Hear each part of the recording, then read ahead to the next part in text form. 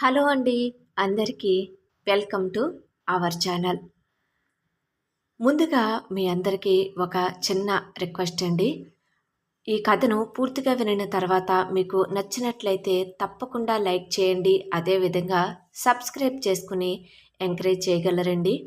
ఈ కథకు సంబంధించిన మిగిలిన అన్ని పార్ట్స్ కూడా మన ఛానల్లో ప్లేలిస్ట్లో సేవ్ చేయబడి ఉన్నాయండి. ఒకవేళ మీకు ఇంట్రెస్ట్ అయితే గనక వెళ్ళి చెక్ చేయొచ్చు. మరిక ఆలస్యం చేయకుండా కథలోకి వెళ్దాం. అనుకోని ప్రేమ పార్ట్ 76. అప్పారావు మాటలు వినిన చిట్టి విసుగ్గా చూసినా అప్పారావు చిట్టి చెయ్యిని పట్టుకుని వేదిక మధ్యలోకి మరలా లాగుతాడు. వెంటనే ఒక ఫాస్ట్ బీటు ఉన్న మాస్ పాట మొదలవుతుంది. అప్పారావు తనదైన కొంటె స్టెప్పులతో రెచ్చిపోతాడు. చిట్టి మాత్రం తన మొహాన్ని అదోలా పెట్టినా అతనితో కలిసి కదలాల్సి వస్తుంది. అప్పారావు చిట్టిని చూస్తూ ఆమెను ఆట పట్టిస్తూ డ్యాన్స్ చేస్తాడు. ఆమె అతడిని కొట్టాలని చూసినా అది డ్యాన్స్లో భాగంగా కనిపిస్తుంది. వారిరువురి డ్యాన్స్ అక్కడ ఉన్న వారందరినీ కడుపుబ్బా నవ్విస్తుంది. అప్పారావు చేసిన విచిత్రమైన స్టెప్పులు, ముఖ కవళికలు అందరినీ నవ్విస్తాయి. చిట్టి అప్పారావును చూసి విసుక్కోవటం, అతనిపై కోప్పడటం కూడా నవ్వుని తెప్పిస్తాయి. వారి డ్యాన్స్ అందరూ చప్పట్లు కొట్టి నవ్వుకుంటారు. సంగీత్ వేడుక నవ్వులు, డ్యాన్సులు, ప్రేమతో నిండిపోయి ఉంటుంది. రాహుల్, వసూల ముఖాలలో సంతోషం స్పష్టంగా కనిపిస్తుంది. ఛాయ కూడా ఆ వాతావరణంలో కలిసిపోయి తనలోని భయాన్ని, టెన్షన్ని కొంతవరకు మర్చిపోతుంది. ఆదిత్య కూడా ఈ వాతావరణంలో ఉన్న తనలోని గంభీరత్వాన్ని మాత్రం వేడడు. వసు, రాహుల్ డ్యాన్స్ అద్భుతంగా ముగుస్తుంది. అప్పారావు, చిట్టిల డ్యాన్స్ నవ్వులు పువ్వులు పూయిస్తుంది. వాతావరణం అంతా ఉత్సాహంగా ఉంటుంది. సుందరమ్మ గారి కళ్ళు వేదిక వైపు తిరుగుతాయి. అక్కడ ఛాయ, ఆదిత్య నిలబడి ఉంటారు. ఛాయ కొంచెం మొహమాటంగా ఉండగా ఆదిత్య మాత్రం ఎప్పటిలాగే గంభీరంగా ఉన్నట్లు ఆమెకి కనిపిస్తాడు. సుందరమ్మ గారు నవ్వుతూ వారి దగ్గరికి నడుస్తారు. ఆమె ముఖంలో ఆప్యాయత మరియు ఒక చిన్న కోరిక స్పష్టంగా కనిపిస్తాయి. సుందరమ్మ గారు ఆదిత్య భుజంపై ప్రేమగా చెయ్యి వేస్తూ, ఆదిత్య, నువ్వు డ్యాన్స్ చెయ్యవా? అందరూ ఎంతో ఉత్సాహంగా ఉన్నారు. నీ చెల్లెలి సంగీత్ కదా, నువ్వు ఛాయ కూడా డ్యాన్స్ చేస్తే ఎంత బాగుంటుందో అంటారు. ఆదిత్య సుందరమ్మ గారి వైపు చూస్తాడు. అతని ముఖంలో ఇప్పుడేంటి అనే భావం స్పష్టంగా కనిపిస్తుంది. అతను ఎప్పుడూ ఇలాంటి వాటికి దూరంగా ఉంటాడని మనందరికీ తెలుసుగా. నాన్నమ్మ, నేను డ్యాన్స్ చెయ్యను కదా, అది నాకిష్టం ఉండదు. నువ్వు చేస్తే బావుంటుంది అంటాడు. సుందరమ్మగారు కొంచెం కోపంగా, ప్రేమగా, ఏంట్రా నువ్వు చిన్న పిల్లాడిలా మాట్లాడుతున్నావు? ఇంట్లో పెళ్లి జరుగుతుంటే ఇలా ఉంటావా? ఎవరైనా చూస్తే ఏమనుకుంటారు? నువ్వు వెయ్యకపోతే ఎలా? పెళ్లి కూతురి అన్నయ్యవి, ఛాయ కూడా ఉంది కదా. మరి ఇద్దరూ కలిసి డ్యాన్స్ చేస్తే కళ వస్తుంది అంటారు. అక్కడే ఉన్న ఛాయ, డ్యాన్స్ చేయటమా? అది అందరి ముందు? నాకసలు డ్యాన్స్ రాదు కదా, పైగా ఈ గంభీరం ప్రక్కన డ్యాన్స్ చెయ్యాలా? ఏదో ఒకటి చెప్పి తప్పించుకోవాలి అనుకుంటుంది.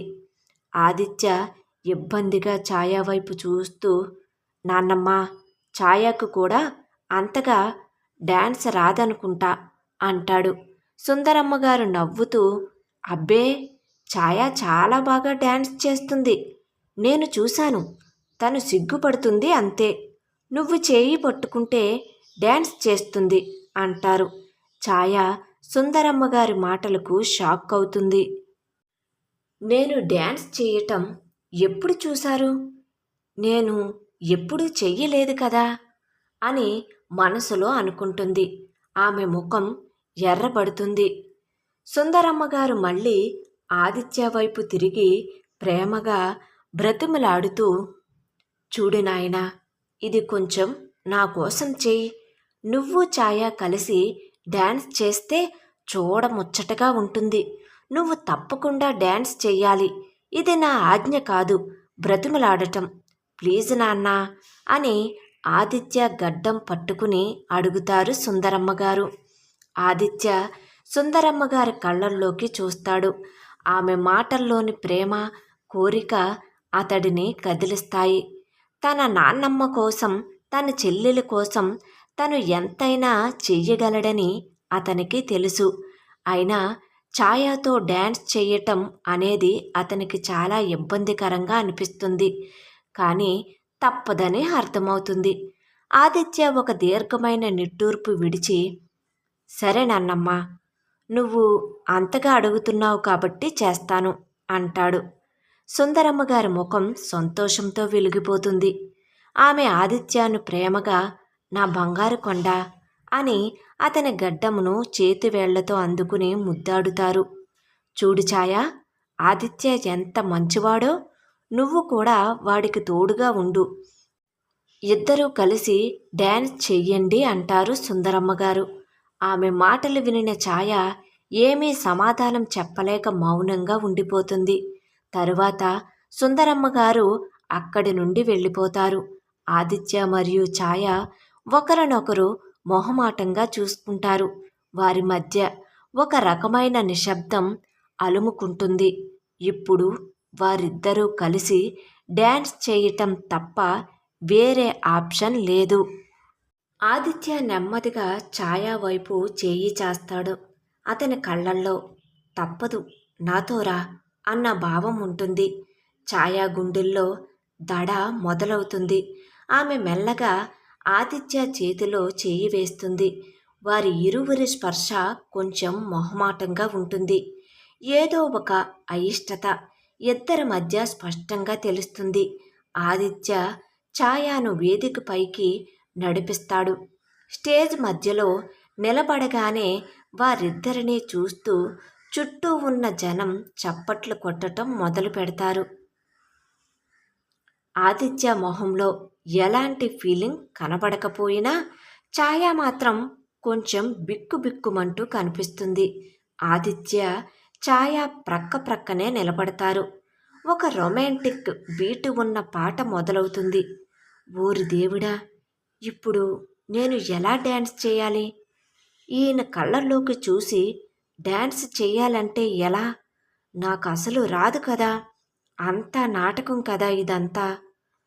ఈయనకు కూడా ఇష్టం లేదు అని మనసులో ఛాయ అనుకుంటూ ఉండగా ఇంతలో స్టేజ్ క్రింద ఉన్నవాళ్ళు ఇంకా దగ్గరకు రండి అంటూ కేకలు వేస్తారు. ఏంటి, ఇప్పుడు ఒకరినొకరు పట్టుకుని డ్యాన్స్ చేయమంటారా? ఈయనకు కోపం వస్తుందేమో అని అనుకుంటూ ఆమె చేతులు వణికిపోతుంటాయి. ఆదిత్య ముఖాన్ని చూడకుండా నేలవైపు చూస్తూ నిలబడుతుంది. పాట సౌండును మరింత పెంచుతారు.